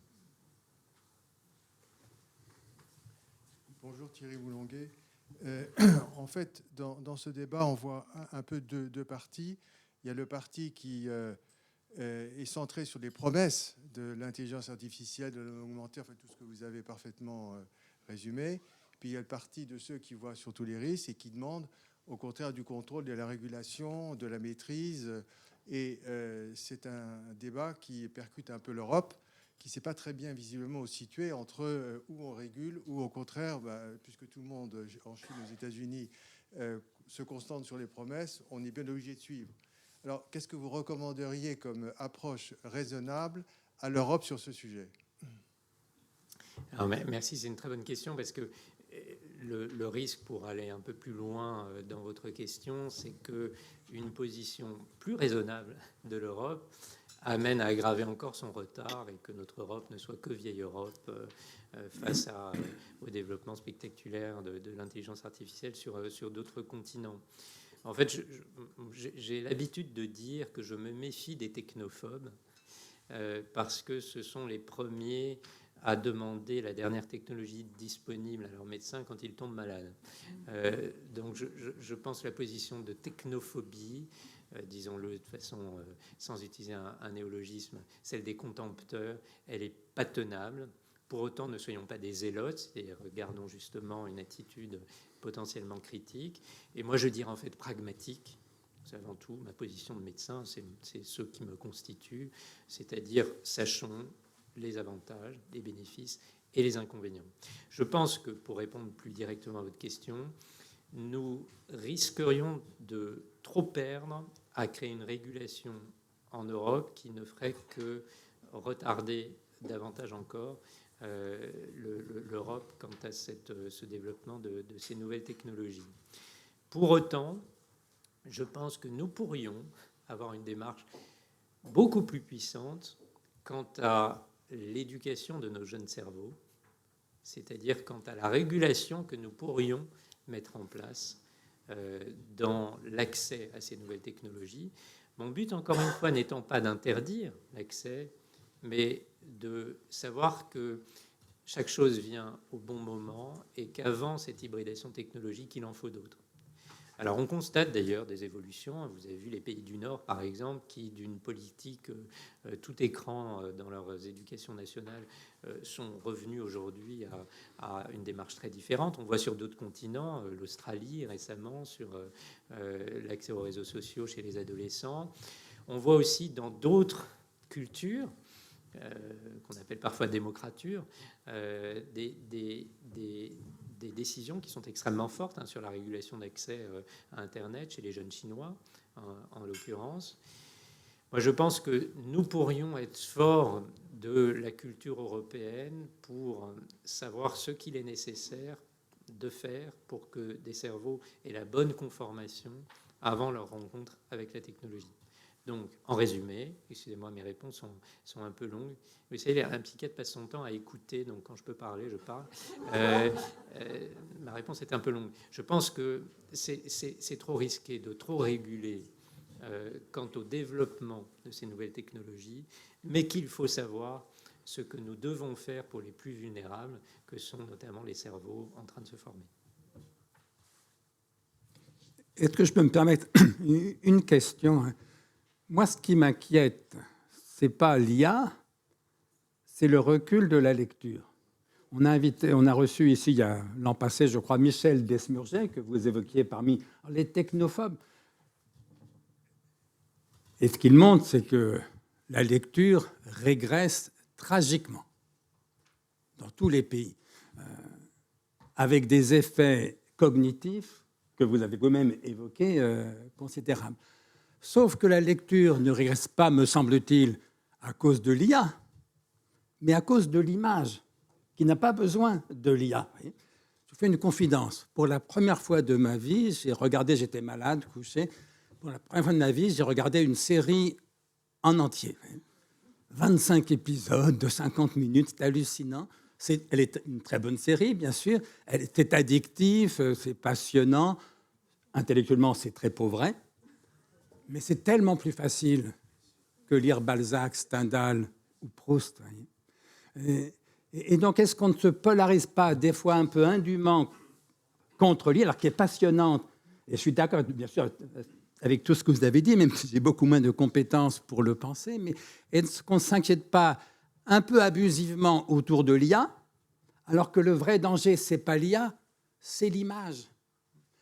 Nos gamins ne passent pas leur temps à faire de l'IA, ils passent leur temps à regarder des petites vidéos, des films, des séries, etc.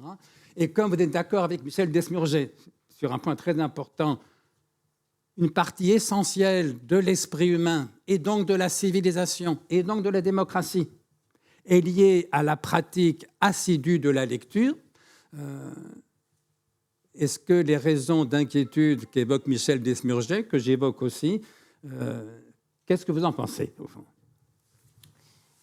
Oui, évidemment, je suis tout à fait d'accord avec votre propos. Et justement, j'invite à réanimer la lecture pour justement préparer le plus justement nos cerveaux à d'autres aventures technologiques.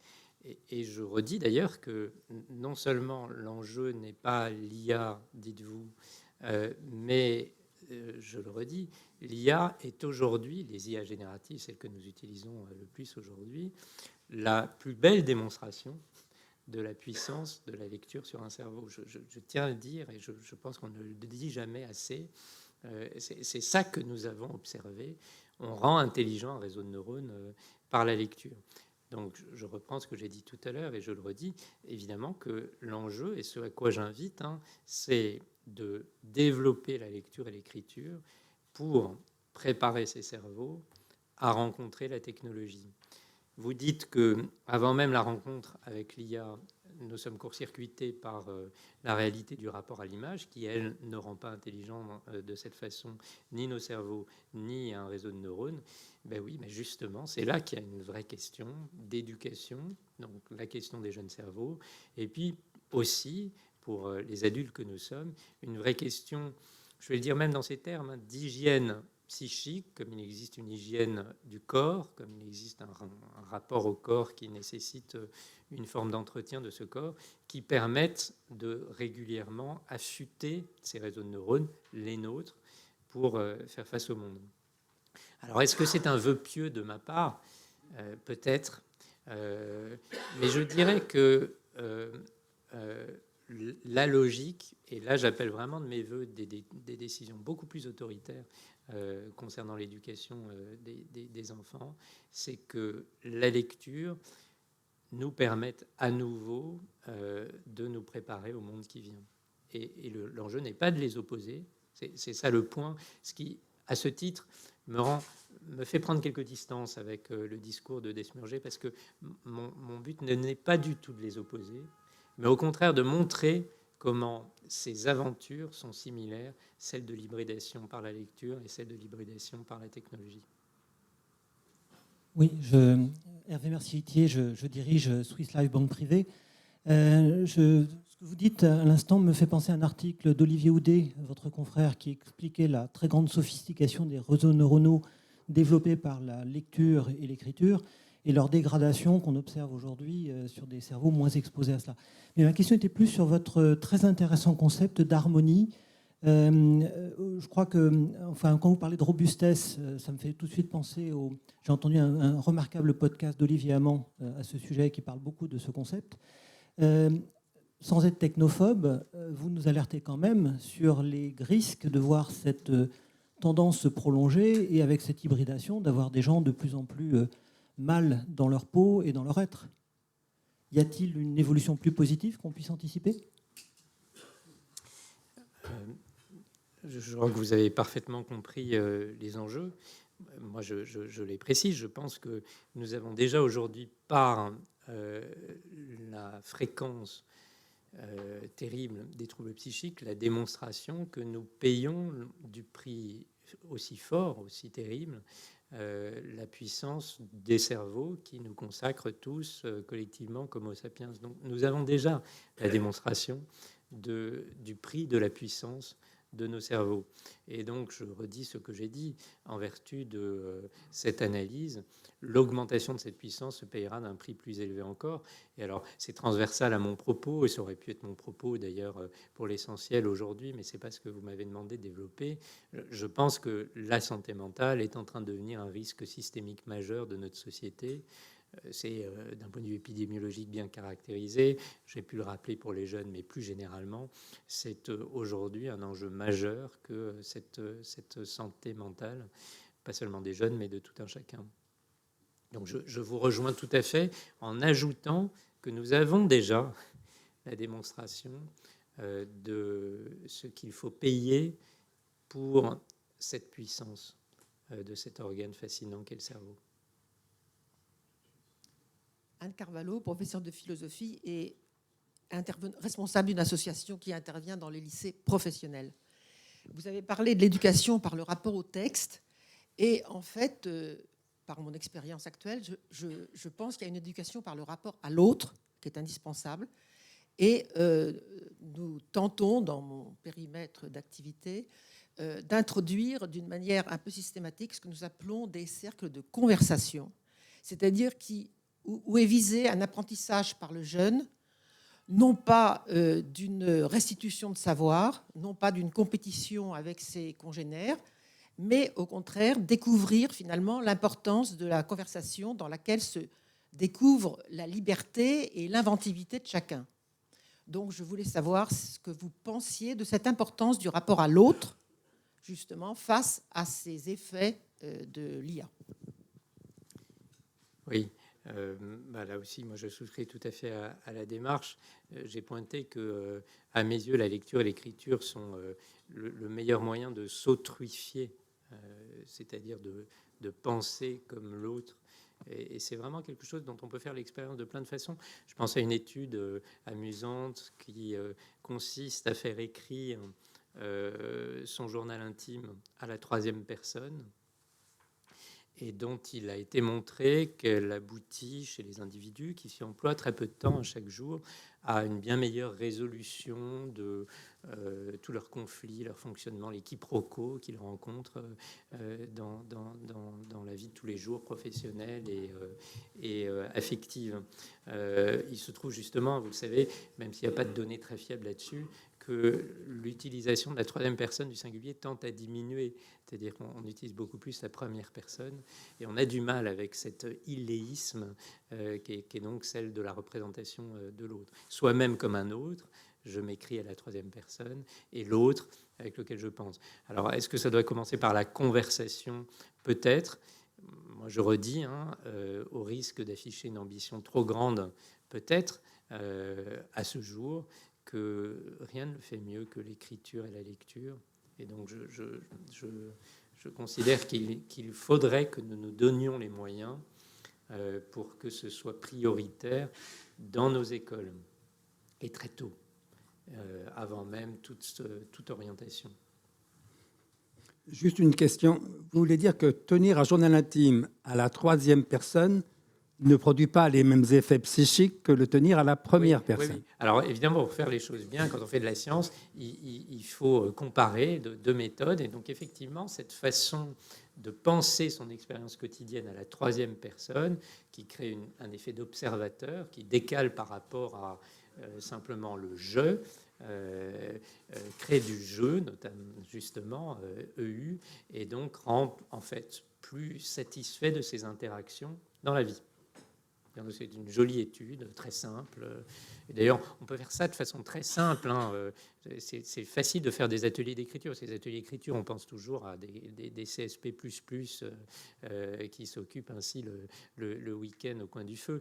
Mais en fait, l'atelier d'écriture peut commencer avec des choses très, très simples, vraiment très, très simples, dont cette expérience du changement de perspective.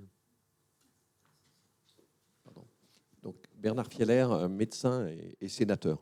Dans votre introduction, vous parlez de cette zone du cerveau qui s'est spécialisée dans la lecture. Oui. D'ailleurs, ici, on en fait l'ablation, eh bien, on perd cette capacité. Donc, quand vous parlez de la lecture et de l'image, est-ce que, par exemple, voir un film qui vous apporte à la fois du texte, qui vous apporte de l'image, qui apporte de la musique, c'est-à-dire qu'à mon avis, il y a une multiplicité d'afférentations.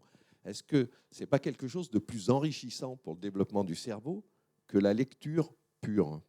Et est-ce que, au contraire, il y a un peu trop d'afférentation et que là, on arrive à dépasser notre fragilité qui expliquerait les pathologies, ou c'est quelque chose qu'on n'a encore pas assimilé? Alors, merci pour cette question passionnante. Je suis d'ailleurs pas aussi pessimiste que vous sur la qualité narrative des séries, parce que je trouve que certaines sont vraiment d'une intelligence qui pourrait être celle, rappelons-le, de ceux qui furent des feuilletonistes, hein, nos grands écrivains du 19e, et qui avaient appris justement à écrire en feuilleton. Donc je pense que dans la puissance narrative de l'écriture d'une série, pour certaines en tout cas, il y a des qualités qui ne sont pas loin, je vais aller jusque-là, hein, de la qualité de nos grands romans du 19e. Pour autant, je pense que le rapport au texte est différent du rapport sensoriel, multisensoriel que vous évoquez.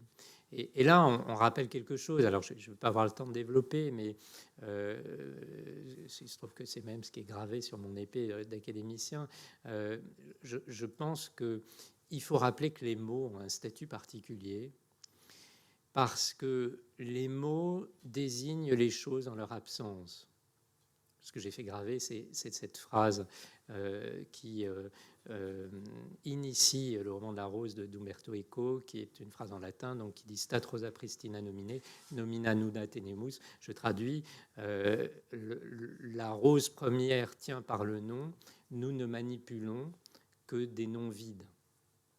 Elle dit, hein, elle est très nominaliste en fait, dans cette querelle médiévale que connaissait parfaitement Umberto Eco, grand intellectuel qu'il fut. Elle redit que la propriété des mots, quand même, c'est de s'interposer avec le réel. Et ça, c'est quand même très particulier. Un mot a cette puissance de nous séparer du réel. Il crée quelque chose qui s'interpose. Et ce que nous manipulons, ce ne sont plus les choses, ce sont les mots qui les désignent. Et ça, cet effet d'extraction, d'abstraction, c'est un effet d'une puissance majeur. C'est un effet aussi qui consacre à mes yeux notre condition humaine, hein, parce que la chute du paradis, c'est ça, hein, c'est avoir commencé à penser et le penser en mots, puisque nous avons perdu l'accès au réel, nous n'avons plus que les mots pour le désigner. Nous sommes des orphelins du réel, mais en même temps des fils du langage.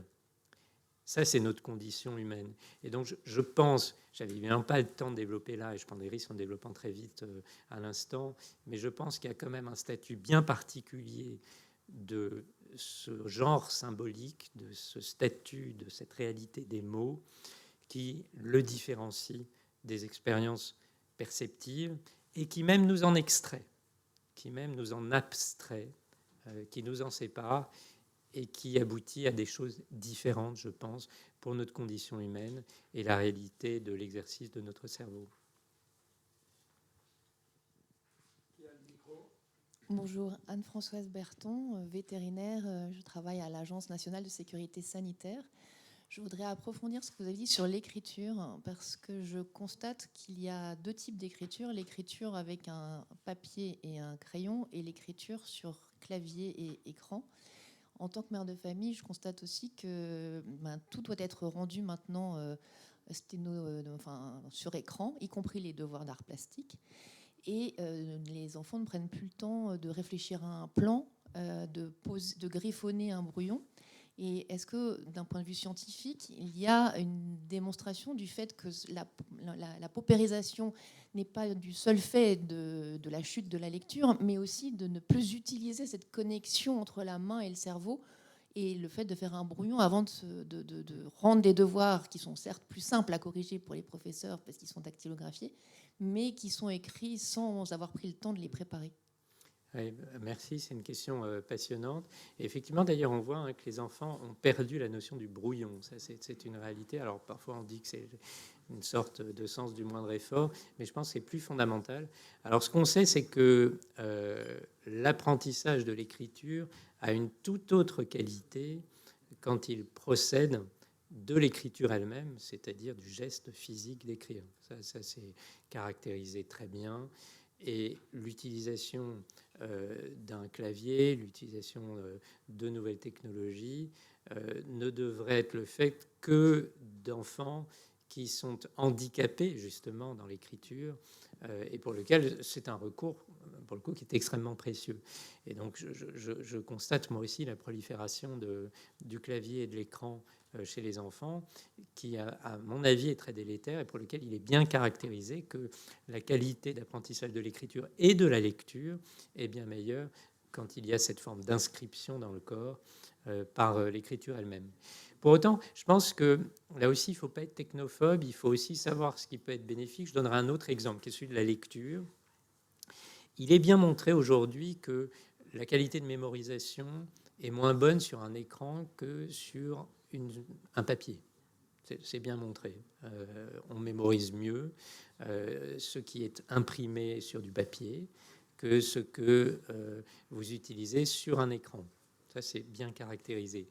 Pour autant, si vous utilisez des écrans qui rétablissent quelque chose de proche du rapport au texte écrit sur un papier, c'est-à-dire des écrans dans lesquels le texte est fixe, le texte ne défile pas, vous ne pouvez pas scroller, comme on dit, vous restaurez les capacités de mémorisation que vous aviez avec une feuille. Donc en fait, l'enjeu est un enjeu de rapport physique à l'écriture, qui fait que si les coordonnées spatiales restent fixes, vous mémorisez mieux. Et donc, il ne faut pas être technophobe. Ça aboutit au fait que les liseuses, ce n'est pas du tout aberrant comme utilisation, parce que ça a les mêmes caractéristiques de rapport physique et constant dans l'espace que nous avons avec le livre, la page écrite, ce qui n'est pas le cas, pour citer une marque, d'un iPad, dans lequel vous allez faire défiler la page de sorte qu'elle n'a plus de coordonnées fixes. Donc je réponds à la fois en disant, oui, évidemment, tout ça, je le disais, un rapport physique au mot, ça passait aussi par l'écriture, je suis tout à fait d'accord. Et d'ailleurs, pour la lecture, par la lecture à haute voix aussi. C'est très différent de lire à haute voix et d'apprendre à lire à haute voix. Pour autant, ne condamnons pas la technologie parce qu'il est possible de découvrir des usages qui conservent les invariants requis pour un apprentissage. Exemple, donc, la liseuse versus la tablette avec des filaments et donc rapport variable dans l'espace au mot. Bonjour, Jean-Martin Cohen-Salal, je suis médecin. Vous avez beaucoup parlé de la nécessité de la lecture, de l'écriture et de l'hybridation chez les jeunes en formation. Et qu'en pensez-vous pour la prévention du vieillissement des plus âgés? Oui, alors c'est une question aussi passionnante. D'ailleurs, il y a eu une série d'articles, il me semble, c'est dans The New Economist, mais je ne sais plus, j'ai un petit doute, sur le fait que peut-être on est tous mobilisés par nos jeunes en se disant ça ne va pas du tout ce rapport aux écrans, mais que les plus fragiles sont les seniors. Parce qu'en plus, eux n'ont eu aucune éducation à ces technologies. Et donc, les deux articles sont intéressants en changeant la focale et en regardant les conséquences de ce rapport à la technologie chez les seniors, ce qui peut se voir de plein de façons, s'observer de plein de façons, y compris, par exemple, j'ai évoqué le sentiment de solitude des jeunes et ce que ça peut entraîner dans une population qui est elle-même susceptible de rencontrer davantage encore la solitude parce qu'elle n'est pas scolarisée qu'est celle des seniors. Donc je trouve que c'est très intéressant de se décaler aussi. Et alors, il n'y a pas de données excellentes en la matière, mais tout ce qu'on peut dire et que n'importe quel neurologue spécialisé dans la maladie neurodégénérative vous dira, c'est que quand il prescrit de l'orthophonie, c'est ce registre-là qui l'attend, qui est encore une fois celle d'un rapport aux mots, à la puissance des mots, qui semble, le niveau de preuve n'est pas très bon honnêtement, mais qui semble ralentir l'évolution de la maladie. Alors, il y a toutes sortes de concepts qu'on a inventés pour en rendre compte, de réserve cognitive, donc de quelque chose qui nous placerait au plus haut. Ce qu'on peut dire quand même de façon simple, triviale en clinicien, c'est qu'on a tous observé à quel point l'impact d'une maladie neurodégénérative n'est pas le même selon le niveau d'où on part. Donc il y a bien quelque chose qui fait la différence. Et donc vous avez tout à fait raison. Peut-être à l'âge que je suis, je me focalise un peu sur le devenir de mes propres enfants, mais il faut penser au travers de la vie, et notamment chez les seniors, à cet enjeu très important du rapport au texte. Je voudrais apporter un témoignage. J'ai écrit un livre sur l'origine des génies. D'ailleurs, c'est le titre du livre. Eh bien, il se trouve qu'il y a beaucoup trop de génies, fils de pasteurs, compte tenu de l'importance dans la population européenne, sur quelques siècles, l'importance des pasteurs. Beaucoup trop de fils de pasteurs. Et l'interprétation de ce phénomène tout à fait particulier, c'est précisément lié à la lecture. C'est-à-dire, dans les familles de pasteurs, on lisait la Bible.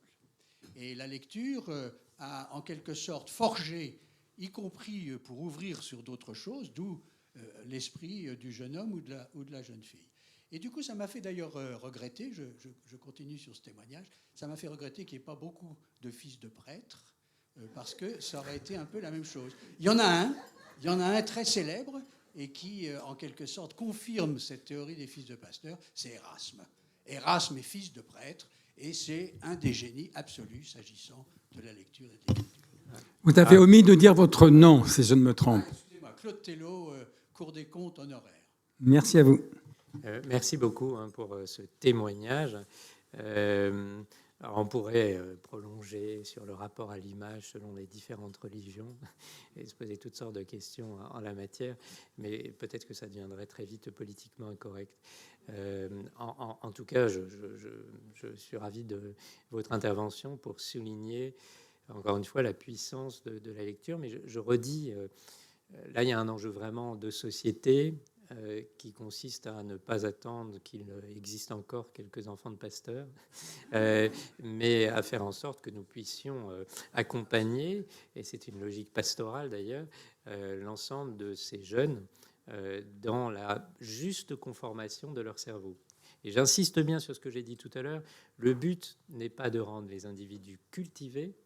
Le but n'est pas... Parce que c'est devenu ça aussi, hein, dans les écoles de commerce. On va vous dire qu'il faut une culture générale parce que c'est des soft skills. Vous saurez converser à table et closer votre deal. Non, mais c'est ça, ce qui est généralement dit, ce qui est une aberration, en fait. L'enjeu, en fait, et ça, il faut le penser comme ça en termes d'éducation, quand on apprend quelque chose, on ne l'apprend pas pour acquérir une compétence, on l'apprend pour changer la conformation de son cerveau. C'est là le changement de façon de penser l'apprentissage, qui n'est pas tout de suite guidé par à quoi ça me sert ce que je vais apprendre, mais plutôt qu'est-ce qui va se transformer dans mon cerveau. Mes filles sont dans une école très favorisée, qui s'appelle l'école alsacienne. Dans une école qui s'appelle l'Alsacienne, vous entendez sur le trottoir des parents dire « Mais pourquoi choisir l'allemand? Ça ne sert à rien. » Alors d'abord, quand même, nous sommes en Europe, l'histoire de l'Europe et l'allemand, l'histoire des relations franco-allemandes, on pourrait dire évidemment plein de choses de ce à quoi ça peut servir. Mais en fait, surtout, la question n'est pas bonne. L'enjeu n'est pas que ça serve à quelque chose, mais que c'est changer quelque chose dans le cerveau d'un enfant. Et il se trouve que, à mon avis, l'allemand, comme le latin, a certaines propriétés dans sa construction syntaxique qui, justement, sont à même de changer la conformation d'un cerveau, quand bien même ce même cerveau serait incapable ensuite de parler allemand. Vous entendez, on change de logique, qui est celle des effets d'un apprentissage pour changer la conformation d'un cerveau et pas acquérir une compétence qui fait que je peux rajouter une ligne sur mon CV, j'ai une autre compétence en plus, façon soft skills.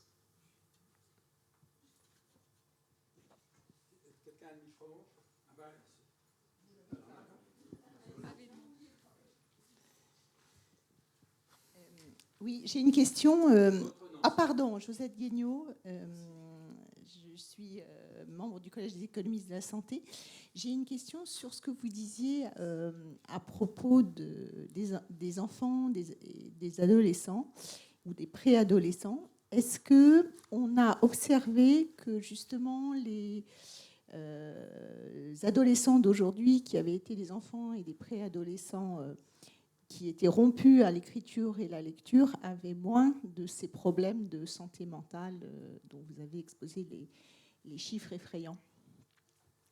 Alors, c'est la question que j'évoquais tout à l'heure, hein, celle des corrélations de la mesure au travers du temps, côté prix à payer de la puissance de notre cerveau, et puis effet bénéfique de ce type d'apprentissage. C'est pas très facile de le mesurer. Probablement, ce qu'on observe aujourd'hui, c'est plutôt non pas des différences sur l'incidence des maladies que des différences sur l'expression des maladies et la gravité, la sévérité de ces maladies.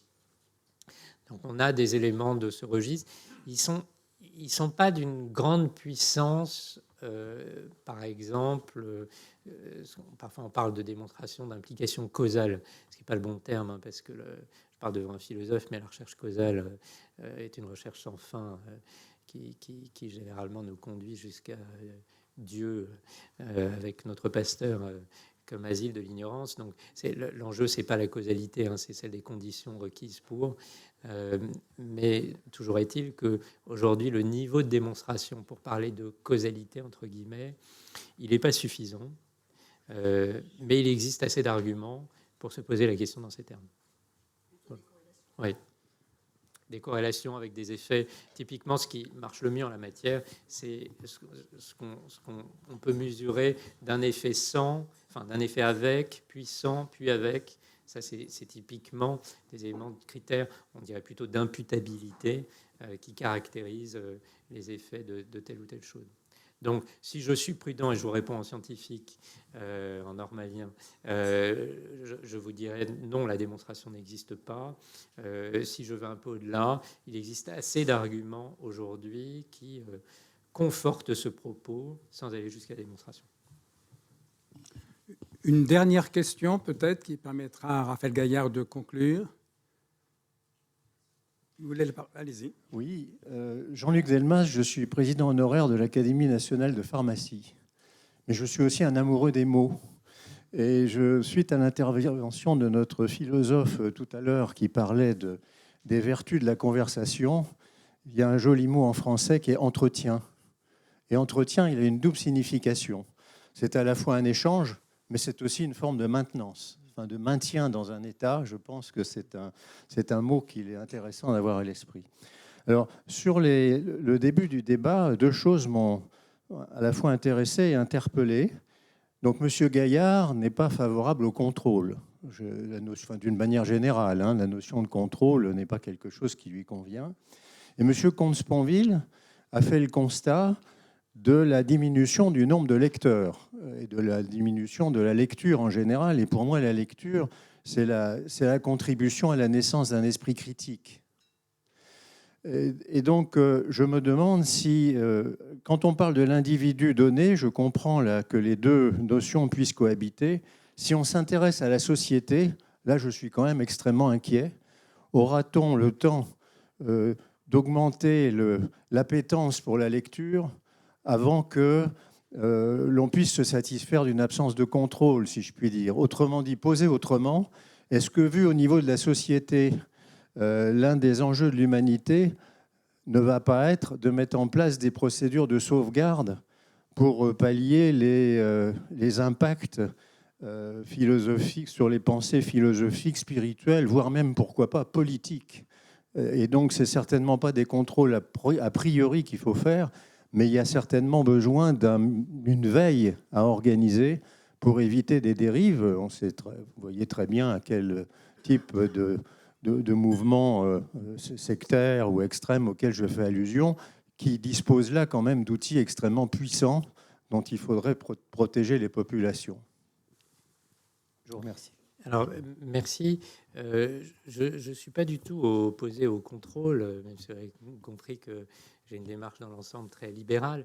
Pas du tout. Hein. J'ai pointé qu'une propension à certains types de contrôle pouvait mettre en retard l'Europe dans des champs où il n'est pas raisonnable qu'elle se mette en retard.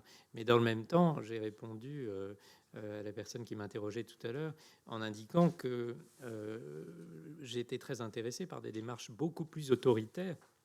J'ai cité même l'exemple d'une démocrature en la matière. Donc, je ne suis pas du tout opposé au contrôle. La question, c'est de savoir sur quoi porte ce contrôle. Et aujourd'hui, il me semble que nous devrions avoir une démarche, est-ce qu'on va qualifier d'autoritaire, au sens en tout cas où c'est l'exercice d'une autorité. J'ai même parlé dans ma conclusion de hiérarchie des normes et des valeurs quand même, hein, de verticalité. Donc est-ce que nous devrions avoir une démarche beaucoup plus ambitieuse et stricte vis-à-vis des jeunes cerveaux, donc de l'éducation? Oui, je l'appelle de mes voeux. Donc, je pointe qu'on peut à la fois ne pas ralentir le développement de ces technologies et mettre en retard l'Europe plus encore qu'elle l'est aujourd'hui, tout en ayant une démarche ambitieuse et en fait reposant sur des notions, des paris que nous faisons quant à la conformation des cerveaux en matière d'éducation. Ce serait une façon même, pour pousser le propos, de dire que l'enjeu n'est pas de dire vadere retro satanas, c'est un lapsus vis-à-vis de l'intelligence artificielle. L'enjeu, c'est plutôt de se donner les moyens de cette aventure.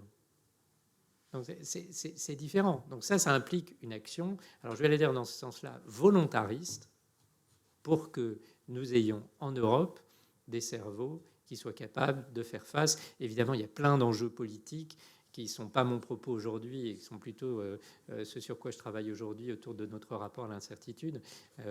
Mais en amont même de cet enjeu politique, de ce qui fait fonctionner les sociétés auxquelles nous appartenons, j'appelle de mes voeux une démarche beaucoup plus volontariste pour préparer correctement nos cerveaux à cette grande aventure technologique. Très bien. Il nous reste à remercier Raphaël Gaillard pour ce très brillant exposé.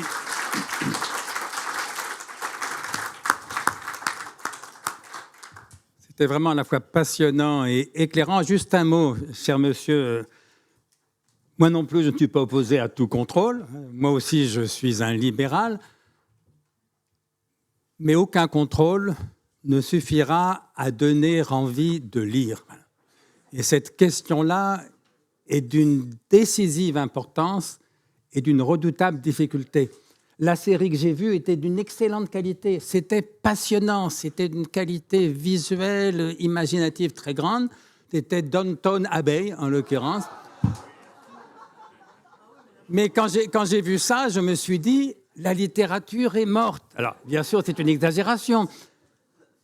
Mais voilà, donc il faut des contrôles, il faut de la liberté. Là-dessus, je me sens très proche de ce que disait Raphaël Gaillard. Mais aucun contrôle n'aura envie de lire. Si bien que moi, la leçon que je tiens de cette très belle matinée, c'est servons-nous de l'IA. N'ayons pas peur parfois de nous hybrider avec elle, mais n'oublions pas de lire. Je vous souhaite une excellente fin de journée.